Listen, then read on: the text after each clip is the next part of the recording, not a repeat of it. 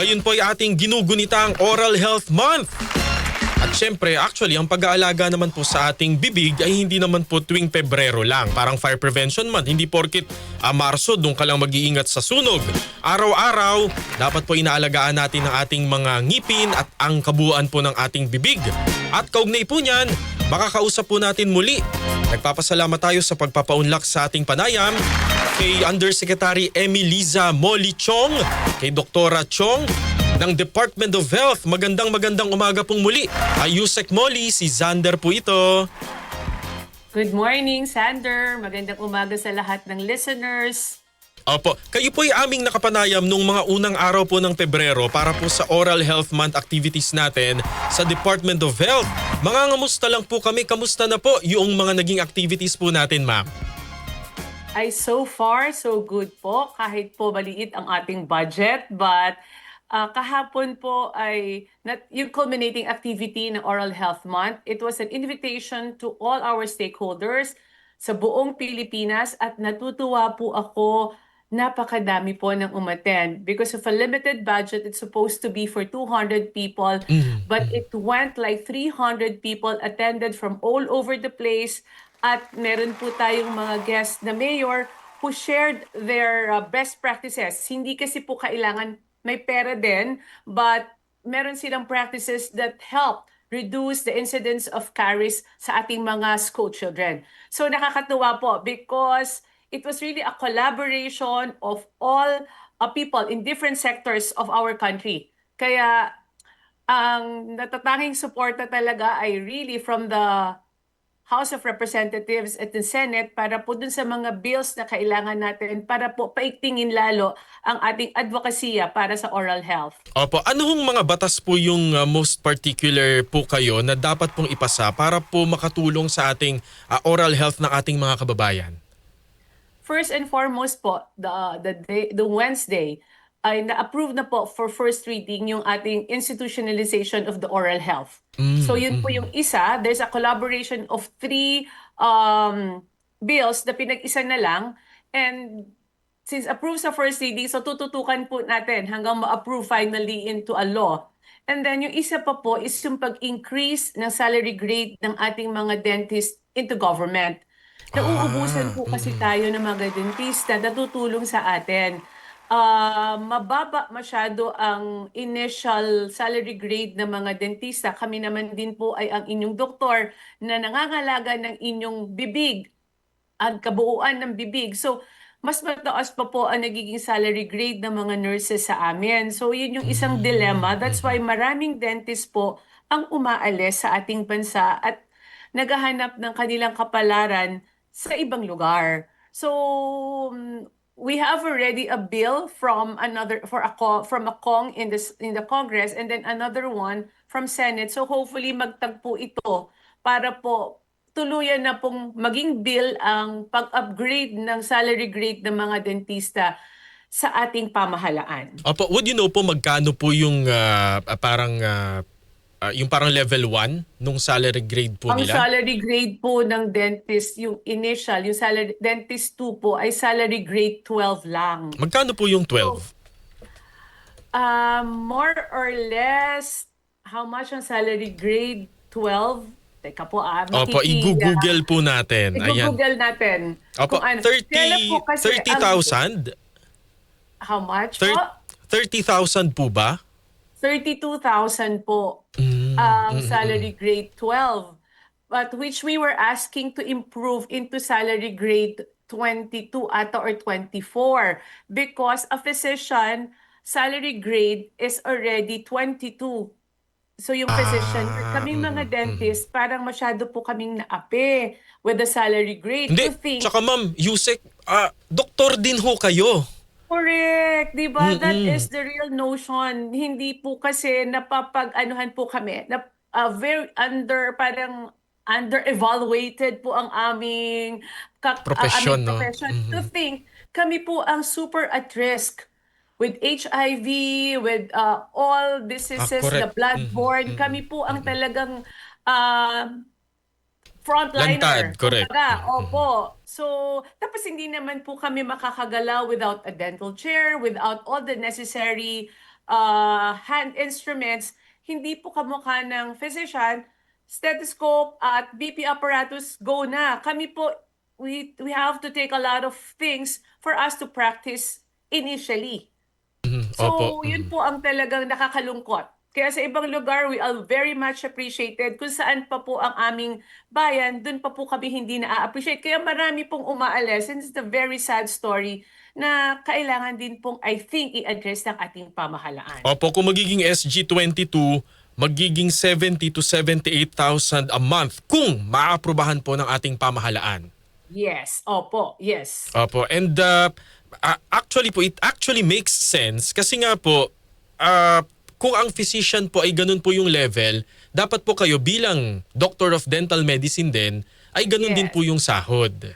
Correct. Talaga naman po ang aming profession ay Doctor of Dental Medicine. Yun po yung nakakaligtaan ng marami. Marami po kasing Doctor of Veterinary physician, medicine, Doctor yan. of Dental Medicine, veterinarians are doctors din. Kami po ang talagang pwede lang mag-prescribe ng reseta sa totoong buhay. More than any others, na doctors din. Doctors of philosophy, meron din. Pero tatlo lamang po kami na pwedeng mag-prescribe Ng gamot. reseta. Correct. Yes. Opo. Opo. Opo. Kaya po yung iba siguro hindi na rin po pumapasok sa pamahalaan and instead nagtatayo na lang po ng sarili nilang clinic dahil baka nga po mas masustentuhan pa yung kanilang pangangailangan. Considering na kayo po ay nag-aral ng, tama ho ba, mga 10 taon, more or less? Basically 6 years. 6 years, Pagtapos, grabe. Yes. Mhm. Tapos Opo. pag may specialty ka pa, another, depende po. Opo. At may exam pa. At yes, ang exam namin is not just written. There's also a practical exam. So sa lahat po ng profession, kami lang ang may practical exam. So imagine, it's not just the mind, it's also the hand that can work well with your mind para po maging masabing ikaw ay isang lisensyadong dentista. Opo, at nababanggit niyo po kanina na kayo lamang po yung lisensyado para po sagawa po ng ganitong mga particular na operasyon o kaya po ay procedures po no sa ating mga kababayan. Gaano ho ba kadalas dapat kami pumupunta sa isang dentista? Sa totoo lang po, dapat po at least, so very least po yun twice a year. Twice a year? Opo.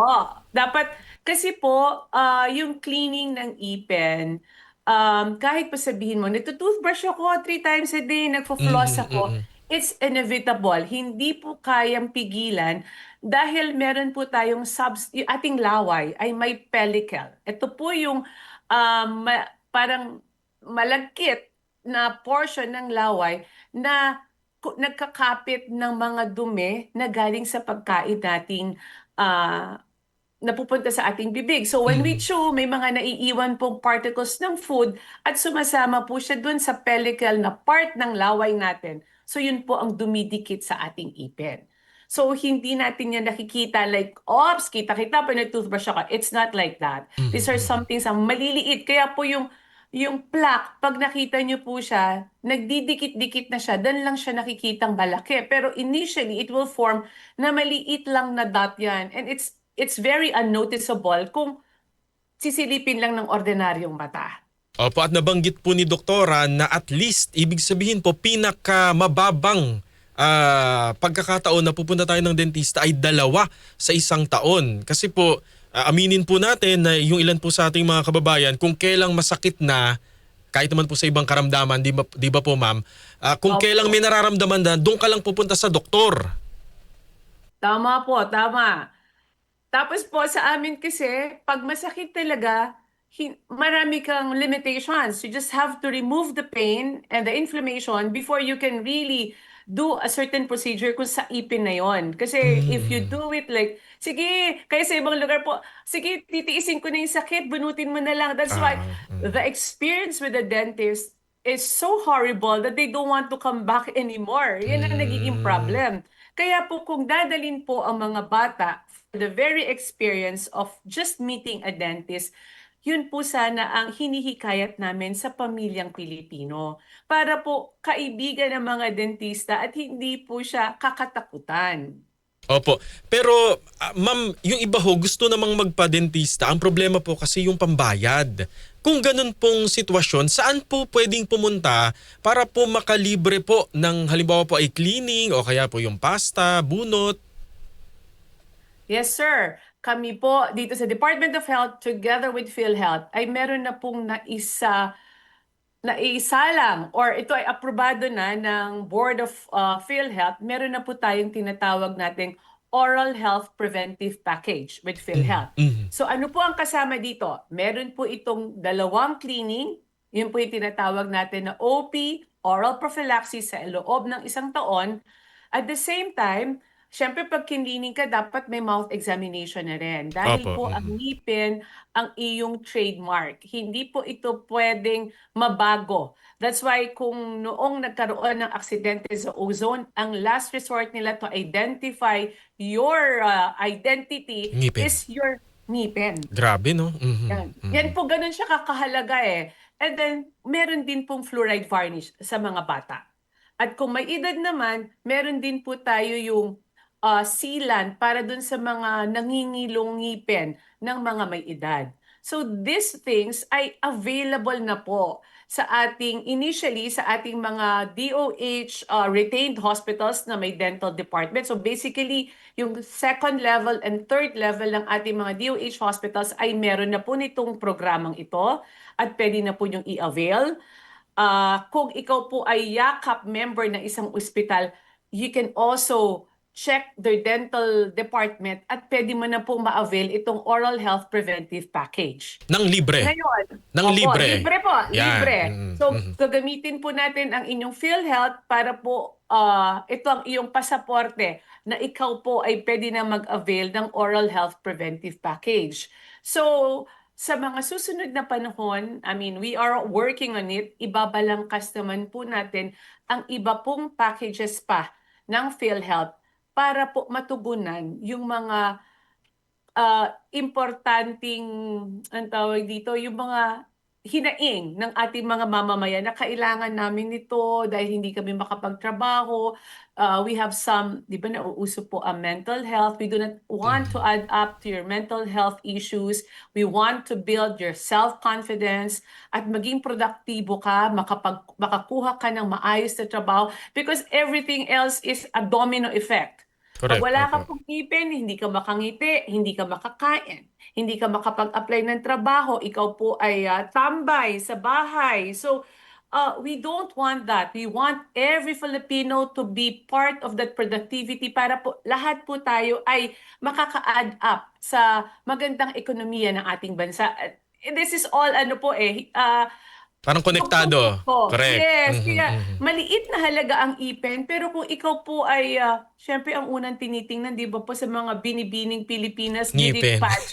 ngipin. Yung iba po, milyon ang ginagastos just to have the perfect smile. Di ba po, yan ang hindi na nakakaligtaan po ng marami. At sinasabi ko nga po, kung kaya natin ingatan ang ating bibig, the more that we can take care of ourselves and the more that we can take care of others. Yun. Hindi po tayo makakapag-alaga sa ibang tao at sa ating sarili kung ang bibig na maliit na portion ng ating pangangatawan ay nakakaligtaan natin. And totoo ma'am no, na kapag ka nagkaroon ka ng parang oral, yung mga sakit po sa bibig, minsan parang konektado pala siya sa iba pa nating mga organs at sa iba pang bahagi ng ating katawan. Correct, sir. At recently, meron pong study na yung chronic gingivitis po, yan kasi ang marami tayo, yung periodontal diseases. Ano po yun?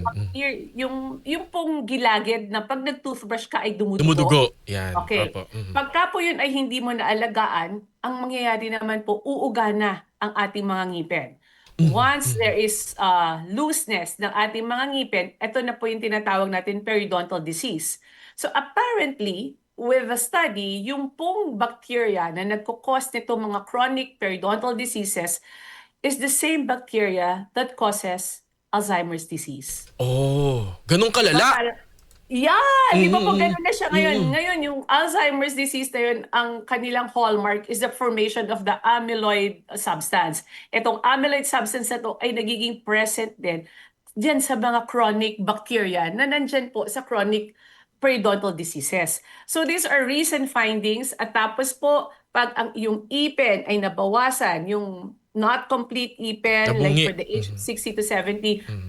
these are prone 15 to 20% then of having Alzheimer's. Because ang sinasabi nila, yung pagmuya, yan po yung tinatawag natin na mastication. Ito po ang precursor na dapat yung cognitive natin ay hindi nawawala. So kung tumigil ka na pong magmuya-nguya dahil kukonti na po ang iyong ipin, hindi po din nasa-stimulate yung mga portion ng ating utak. Kaya nagkakaroon din Oh. daw po ng Alzheimer's. Grabe no, ganun kalala agad. Parang sa Yes, utak agad ang parang, diretso. opo, so these are recent findings. Ang talaga po ay iniiwasan din natin ang may sirang bibig dun sa mga taong magkakaroon ng valvular surgery sa puso.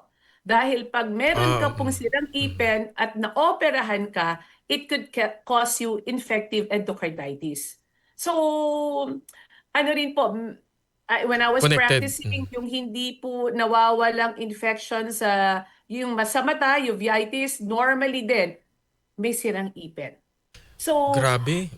ano na siya po, interconnected na po siya, hindi lang po nabibigyan ng tamang information dissemination and ang tawag po dito, nababaliwala because sa dulo na po, napapagtanto na ay, meron palang effect ang ating bibig. Bukod po dun sa self-confidence na tinatawag, Correct. Apo. hindi lang po, there is more beyond the diseases of the oral cavity. Opo. And doktora, siguro po bilang panghuli na lamang po, yung payo po ninyo sa ating mga tagapakinig at tagapanood, kaugnay po sa ating pangangalaga sa ating mga ngipin at bibig. Siyempre po, hindi lang po dapat sa buwan ng mga puso Yan, correct. bibigyan pansin ang ating bibig. Dapat po araw-araw, twice a day at least, sa mga bata, 1,000 ppm ng fluoride ang ating ginagamit na toothpaste. Sa matanda naman, 1,500 ppm. Yan po yun na nakikita sa label po ng toothpaste yan. So, opo, yun yung pinaka-importante. At ang tawag po dito, meron na po kami po sa pamahalaan ay gumagawa ng paraan para maging abot kamay ang oral health services para sa bawat mamamayang Pilipino. Hindi po ito, these are true, ito po ay gumagana na, ang kailangan lang natin ay paigtingin ang information drive at ganun din po ang kaalaman ng publiko na pwede na po kayo mag-avail nito. So this is already available to all DOH hospitals at ngayon po ay inaayos namin para po ang private sector Pwede na ay rin. maging engaged din. Yes, kasi po hindi kakayanin ng pamahalaan alone because we have very few dentists. And nananawagan din po ako sa ating mga lawmakers na please himayin ang mga problema ng oral health dahil po nasa atin po nakasalalay ang mga next steps to improve it. At kung mataas na po ang salary grade ng mga dentista, mas dadami ang sasali sa ating pamahalaan at kulang po kami sa akin pong bureau. I just have, no, this is not yet the bureau. I just have, I think, 7 dentists Ganun lang in kakonti. my office. So, nananawagan din po ako sa ating mahal na presidente na sana ma-approve na po ang Oral Health Bureau na isinusulong ng Department of Health. Ito po ay dating existing, na wala po siya nakaligtaan ng dating Health Secretary at now nire-revive po namin ng ating mahal na Secretary Ted Herbosa. So, tulong-tulong po. This is the whole of government approach and the sa pagpataguyod ng ating oral health sa ating bansa. Malala po ang ating kalagayan with regards to oral health. 9 out of 10 children are affected with dental caries. In the general population, 92.4% ay may sira ang ipin. So with all of this effort, gusto po natin siyang bumaba at hindi po kaya ng Department of Health alone. We need everybody here to be part of this advocacy. So sana po magsuportahan tayo at ganoon din po kayong mga kaibigan namin sa media, help us to inform the public that there is such already and we are doing something for the Filipino people. Mabuhay po kayo sa Department of Health. Maraming salamat po Yusek and Doktora Molly Chong. Thank you so much po, ma'am. Thank you so much, sir. Sa susunod po ulit. Opo, ayan. Maraming salamat po sa pagpapaunlak sa ating panayam kay Undersecretary Emmy Liza Molly.